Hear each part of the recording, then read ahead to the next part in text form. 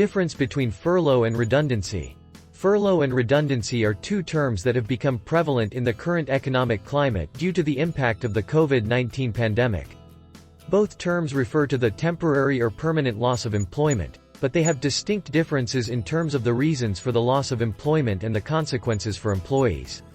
In this video, we will explore the differences between furlough and redundancy and the impact they have on employees. 12 differences between furlough and redundancy. 1. Reason for the loss of employment. Furlough is typically used as a temporary measure to reduce costs during a downturn in business. It allows employers to temporarily suspend employees' duties without terminating their employment. On the other hand, redundancy is a permanent measure used when an employer has a surplus of employees or when a particular role or department is no longer required. 2. Impact on employment status. Furloughed employees remain employees of the company and retain their employment rights, such as the right to return to their job. Redundant employees, on the other hand, have their employment terminated and lose their employment rights. 3. Pay. Furloughed employees may be eligible for government support through the Coronavirus Job Retention Scheme, which pays a portion of their salary.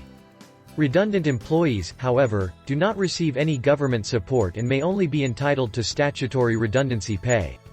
4. Notice period. Furloughed employees do not need to be given notice before being placed on furlough. Redundant employees, however, must be given notice before their employment is terminated. 5. Eligibility. Furlough is available to all employees, regardless of their length of service or job role.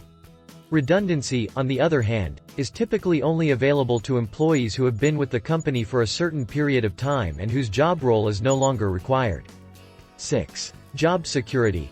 Furloughed employees have a higher level of job security as they will return to their job once the furlough period ends. Redundant employees, however, do not have job security and must find new employment. 7. Training and development. Furloughed employees may be eligible to receive training and development opportunities while on furlough. Redundant employees, however, do not typically receive any training or development opportunities. 8. Retirement and pension. Furloughed employees can continue to make contributions to their pension while on furlough. Redundant employees may have their pension contributions affected by their termination of employment. 9. Job search. Furloughed employees are not allowed to search for new employment while on furlough. Redundant employees, however, are free to search for new employment immediately. 10. Re-employment. Furloughed employees have a right to return to their job once the furlough period ends. Redundant employees, however, do not have a right to return to their job and may need to find new employment. 11. Legal rights. Furloughed employees retain their legal rights while on furlough. Redundant employees, however, lose their legal rights upon termination of their employment. 12. Impact on the company. Furlough can be a temporary measure to reduce costs and keep employees on the payroll during a downturn in business. Redundancy, on the other hand, can have a negative impact on the company's reputation and morale among remaining employees. In conclusion, furlough and redundancy are two distinct terms that refer to the temporary or permanent loss of employment. They have different reasons, consequences and impacts on employees and the company. Furlough is a temporary measure to keep employees on the payroll during a downturn in business and allows employees to retain their employment rights, while redundancy is a permanent measure used when an employer has a surplus of employees or when a particular role or department is no longer required.